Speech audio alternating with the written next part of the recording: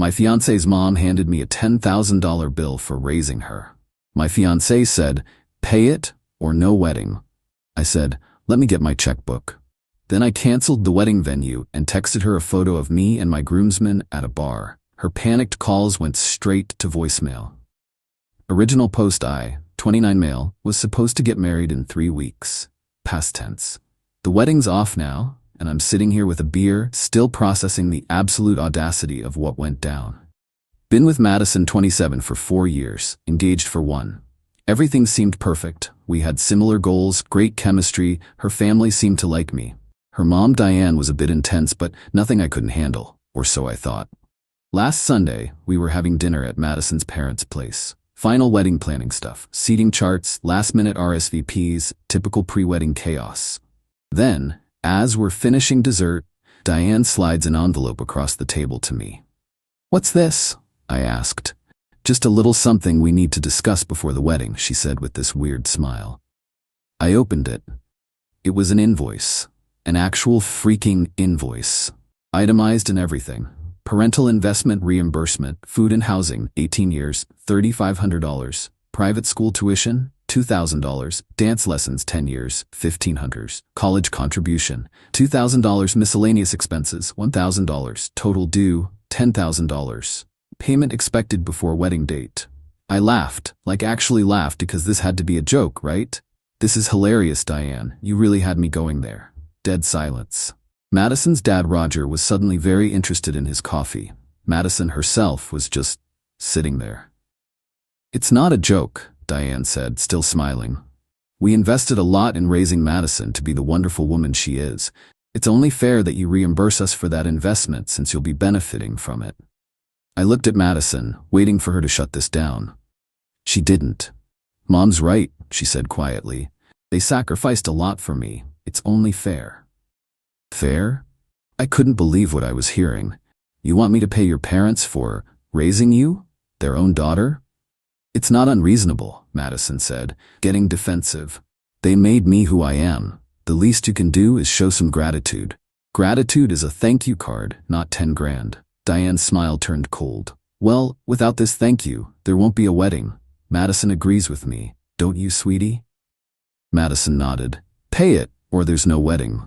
The entitlement in that room was suffocating.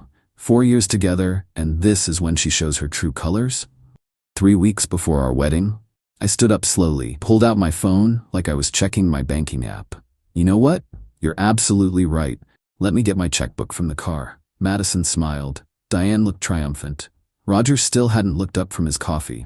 I walked out to my car, got in, and drove home. Texted my best man Jason on the way. "Wedding's off. Rally the boys. We're going out tonight." Update 1.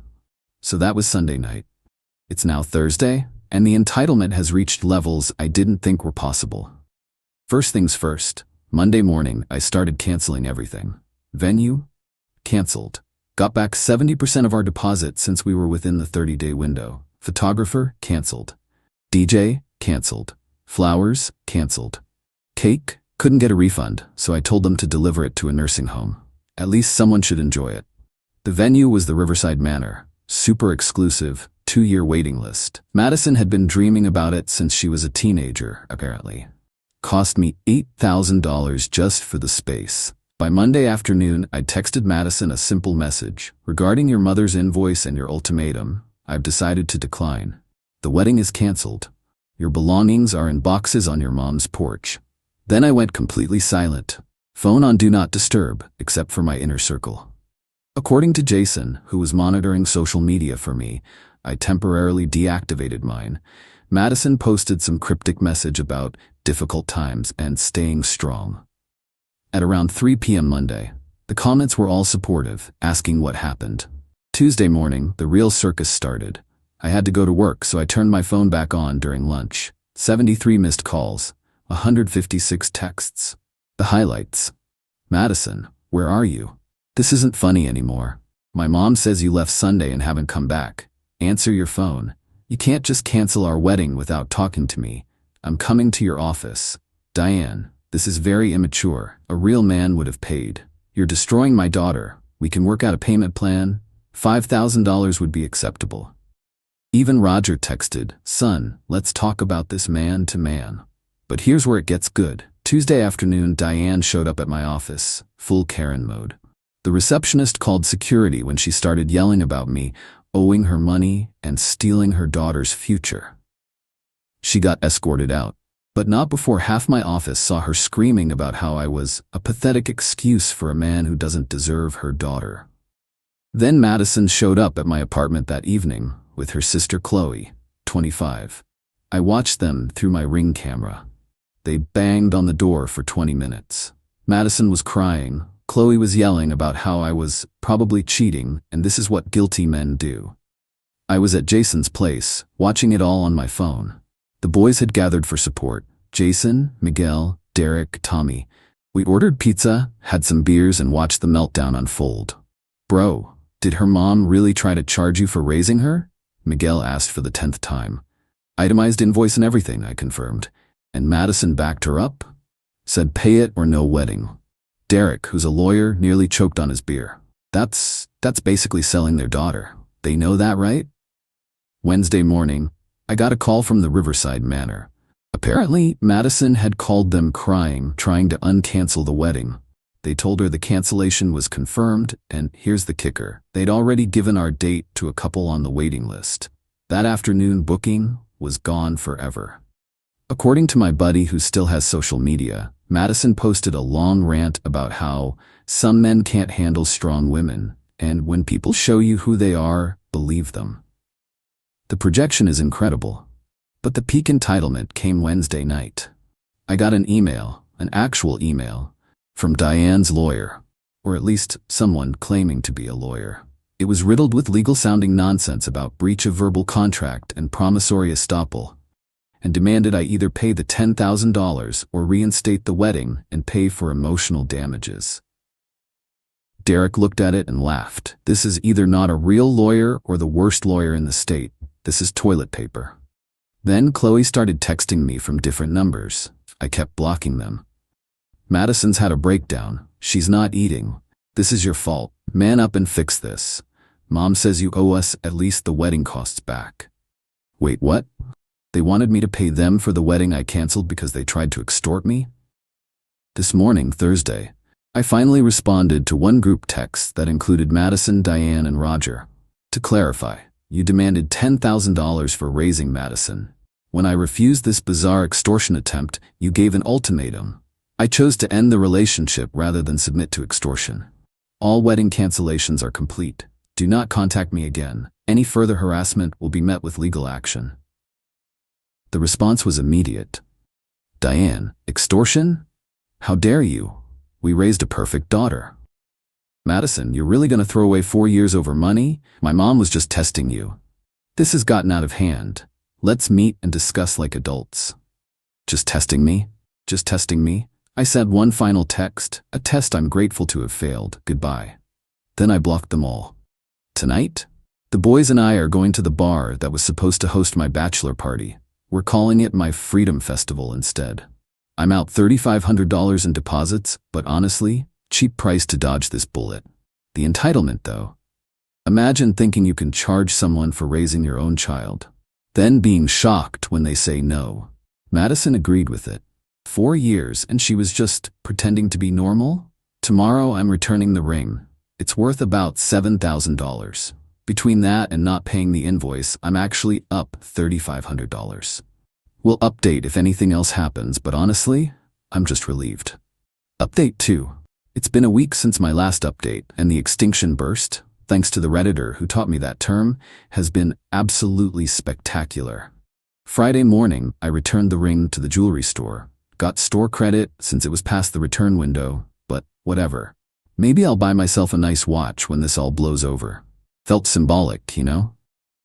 That afternoon, things escalated. Madison's best friend Haley started blowing up my phone from her number. "You're a monster. Madison loved you. Her mom was just being a protective mother. You led her on for 4 years." I didn't respond, but I did screenshot everything. Derek said to document everything in case they escalate to actual legal action. Saturday morning was when Diane went nuclear. She posted on social media, I'm told by Jason who was watching the train wreck. Some men these days don't understand the value of a good woman. They want everything handed to them without investing anything back. My daughter dodged a bullet with a cheap, pathetic boy who couldn't even show proper respect to his future in-laws. $10,000 is nothing compared to what we invested in raising an amazing daughter. His loss. The comments were mixed. Some people were supporting her, but others were like, "Wait, you charged him money to marry your daughter?" One hero commented, "This sounds like you tried to sell your daughter and got mad when he didn't pay." Diane deleted the post within 2 hours, but screenshots were already circulating. One of my coworkers sent me the screenshot with laughing emojis. Sunday, exactly 1 week after the invoice incident, Madison did something I didn't expect. She showed up at my apartment with her dad, Roger. No Diane. It was 8 a.m. I only answered because I could see on the Ring camera that it was just the two of them. I opened the door but didn't invite them in. Roger spoke first. "Can we talk for just 5 minutes?"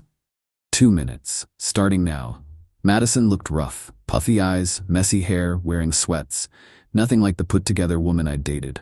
"I'm sorry," she said quietly. "Mom's idea was insane, I see that now. You backed her up," I reminded her. "You gave me an ultimatum." I know, I was wrong, but can't we work through this? Couples therapy? Something? Madison, you tried to extort me. It was my mom's idea, and you went along with it. You showed me who you really are. Someone who thinks I should pay to marry you." Roger cut in. "Look, Diane, she's always been difficult about money, but Madison's not like that." "She literally is, though. She said pay or no wedding." Madison started crying. "I was under pressure. Mom said if you really loved me, you'd pay without question, that it was a test of your commitment. And if you really loved me, you never would have asked." Roger tried again. "What if we forget the whole invoice thing happened? Can you also forget that I had over 200 people who were coming to a wedding that's now canceled? That I'm out thousands in deposits? That your wife tried to have me arrested for harassment when I wouldn't respond to her texts? Oh yeah, forgot to mention, Diane had actually gone to the police Thursday night, claiming I was harassing her. They looked at her evidence, my one text saying don't contact me, and basically told her to stop wasting their time. That was unfortunate, Roger admitted.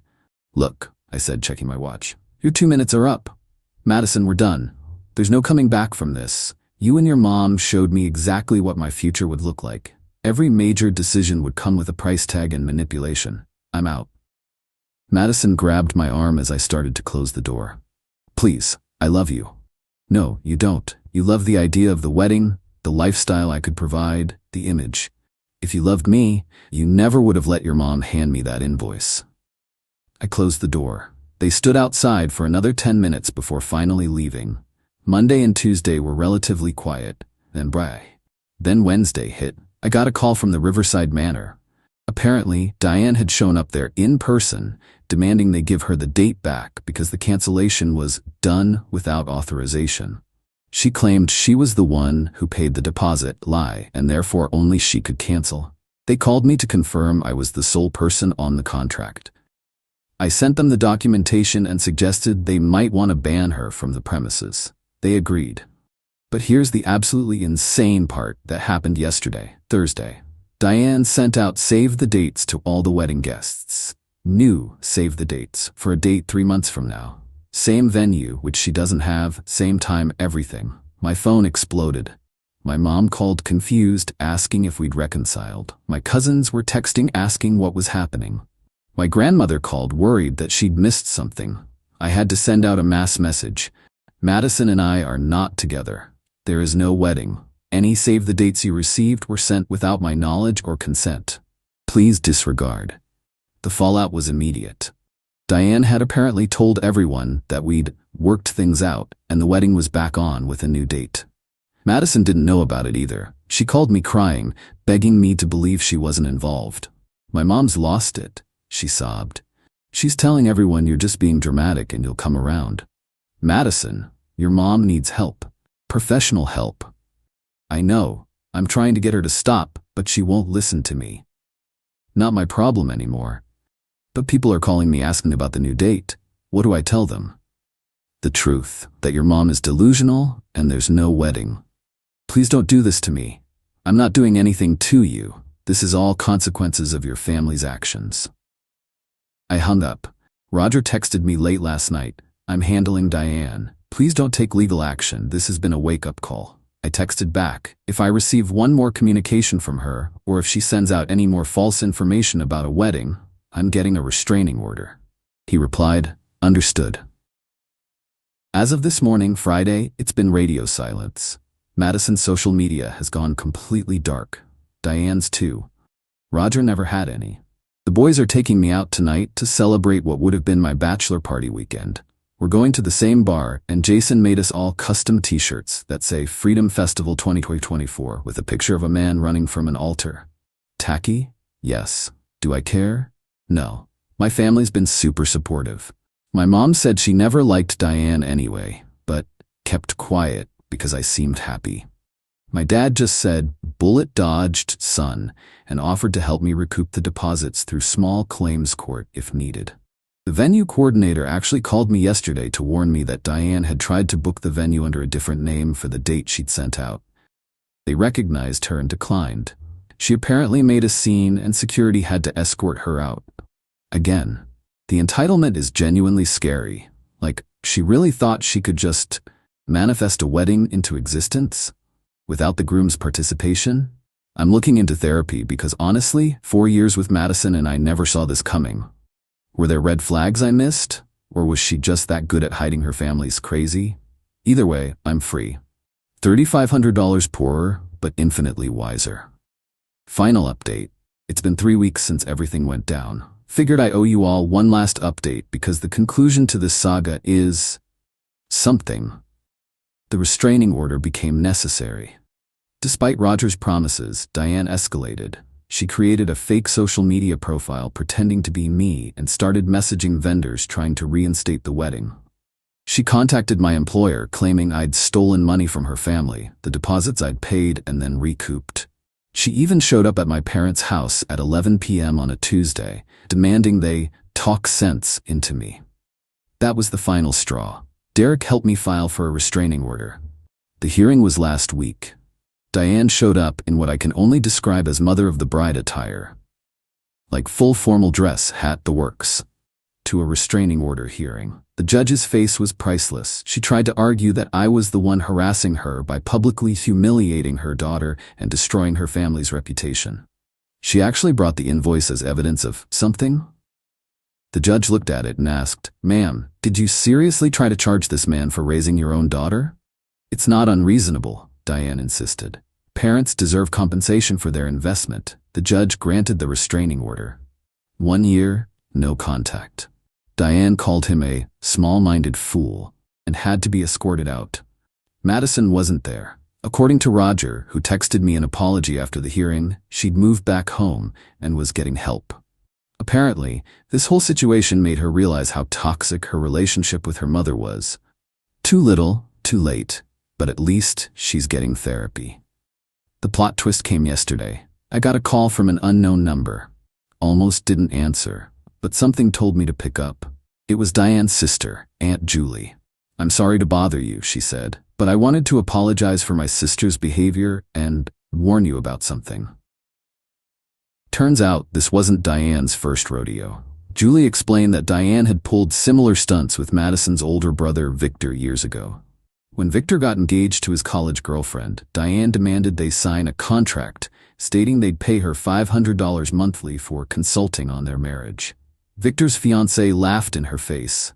They eloped, moved across the country, and went no contact. Diane told everyone that Victor's fiancée had stolen him and was abusing him by isolating him from family. "Madison doesn't even know the real reason Victor left," Julie said. Diane's told her for years that his wife is controlling and manipulative. The irony is incredible. Julie also revealed that Roger's been living in denial for decades, always making excuses for Diane, always trying to keep the peace. Their marriage is apparently hanging by a thread now that Madison's seen the truth. "I just wanted you to know you made the right choice," Julie said, "and that you weren't crazy. Diane's been this way forever. The fact that Madison went along with it, well, the apple doesn't fall far from the tree, but at least she's trying to get help now." I thanked Julie for calling and hung up feeling vindicated, sad, relieved, all of the above. Last night, the boys and I went out for one final celebration, though it was more of a closure thing. Jason gave a toast to dodging bullets and invoices. Miguel asked if I regret anything. Honestly, I regret not seeing the signs sooner. Looking back, there were yellow flags. Madison always expected expensive gifts but gave thoughtful homemade ones in return. Cute at the time, seems unbalanced now. She'd make comments about how her mom deserved more from her dad. She'd joke about how I'd have to pay up when we had kids. I thought they were jokes. Derek, lawyer friend, calculated that between the canceled wedding, the honeymoon I'd booked, forgot to mention, 2 weeks in Greece, non-refundable, $6,000 down the drain, and various deposits, I lost about $8,500 total. But honestly, worth every penny to avoid that family. My company's been great about everything. HR actually commended me for handling Diane's disruption professionally. My boss joked that I should invoice Diane for the workplace disruption. Don't tempt me, man. As for dating, not even thinking about it right now. This whole experience has me questioning my judgment. How did I not see this coming? How did I spend 4 years with someone capable of this? My therapist, I started going, says it's not uncommon for people to hide their true selves until they feel secure in a relationship. Like right before a wedding. Madison probably learned from Diane that this behavior was normal. The invoice was just their mask finally slipping. The funniest, saddest part? I found out from a mutual acquaintance that Madison's been telling people I left her because her family didn't have enough money and I was a gold digger. The woman whose mother literally tried to charge me to marry her is calling me a gold digger. You can't make this stuff up. Roger sent one last text yesterday. Son, I'm sorry about everything. Diane's getting help. Madison too. We failed as parents. I hope you find happiness. I didn't respond. There's nothing left to say. So that's it. No dramatic reconciliation, no justice beyond the restraining order, no epic revenge. Just a quiet ending to what could have been a lifetime of manipulation and invoices. I kept the Freedom Festival t-shirt. It's hanging in my closet as a reminder. When someone shows you who they are, believe them. And when their mom hands you an invoice for raising them, run. Thanks for following along with this insanity, Reddit. Your comments kept me sane and reminded me I wasn't the crazy one. Time to move forward. Oh, and for anyone wondering, the nursing home loved the wedding cake. The activities director sent me a thank you card with pictures of the residents enjoying it. At least something good came from this mess.